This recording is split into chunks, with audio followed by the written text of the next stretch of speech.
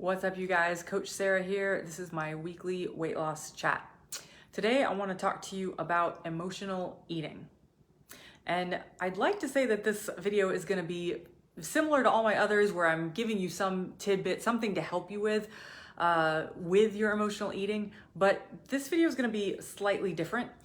In this video, I actually want information from you. I'm curious about your experience. So let's begin.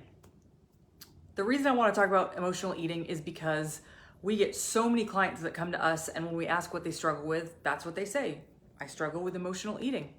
And one caveat, emotional eating, every human being does.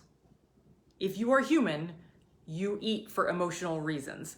Not to say that you don't eat for purely physiological reasons as well, but we're human. So that means, you might have a birthday party, and in celebration, we gather and we eat together. Thanksgiving is in the US is a perfect example of gathering together and eating together to celebrate. So so emotional eating on some level is completely normal for all human beings. But when clients come to me and they say, no, I struggle with emotional eating, they mean something different. But here's where you come in. I have a sneaking suspicion that for each person, emotional eating looks slightly different. And so I'm curious what emotional eating looks like for you. Now, I've already kind of given away what the question is that I have for you, but let me rewind a little bit. When I had a weight problem, I also struggled with emotional eating. But at the time, I would have not been able to identify that to you. If someone had asked me, what do you struggle with? I would have said, I've got some weight on me that I can't get off. I wouldn't have said emotional eating. But I did struggle with emotional eating. So how can that be? How can someone struggle with it, have the excess weight to prove it, but not realize that that's what they're struggling with? Well, in my case, I can tell you it's because of how I imagined what emotional eating was. So when I was overweight, if someone used the term emotional eating, I thought that meant a very linear process. Somebody was stressed and they went and they picked up a bowl of ice cream, or somebody was stressed and they ate a bag of chips. In my world, even though at that time I did struggle with binge eating even, to me it was free floating. When I would binge eat, it would just happen. I would sit down, I would be eating, I'd open up a bag of chips, I'd start eating, and then suddenly the whole bag would be gone, It wasn't, in my world, and my understanding at that time, it wasn't connected to a specific emotion. I didn't have a bad day and come home and eat a box of cookies. I would just eat a box of cookies whenever, And so it wasn't until after I had done a lot of internal work that I began to realize what emotional eating, how that showed up in my life. So, for example, I was dealing with a lot of stress within my family. In high school, I can tell you, I was in a pretty abusive home.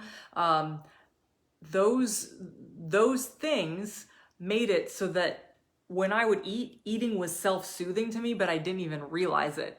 And it wasn't, like I said, when I started to do more internal work, that's when I realized, the crunchy chips, just eating those over and over and over again, even when I'm way past the point of full, there was something soothing in that to me, but not so much that as, right after some bad event happened, I would just go grab the chips. So it was very subtle. It was like, here's the behavior over here.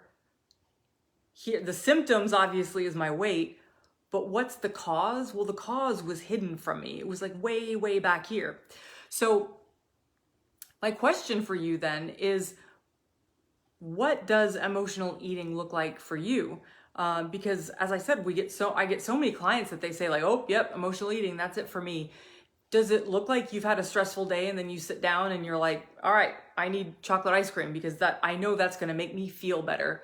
Or Or do you all, I don't know what the options are. I just am curious if you are somebody who self-identifies as, yes, I deal with emotional eating, how does that actually show up for you? Because I have a sneaking suspicion that it shows up for different people in different ways.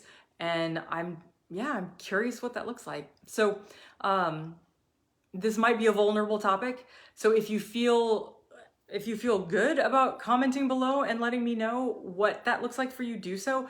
But if you don't want to share that to social media, then feel free to reach out to me, just direct message me and let me know, because I think that would help my clients a lot more if I knew what they meant when they're talking about emotional eating. And I'm just curious.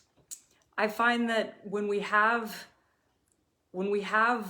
emotional complexities like this, it's not always easy to identify, and it's not a simple I'm sad and then this.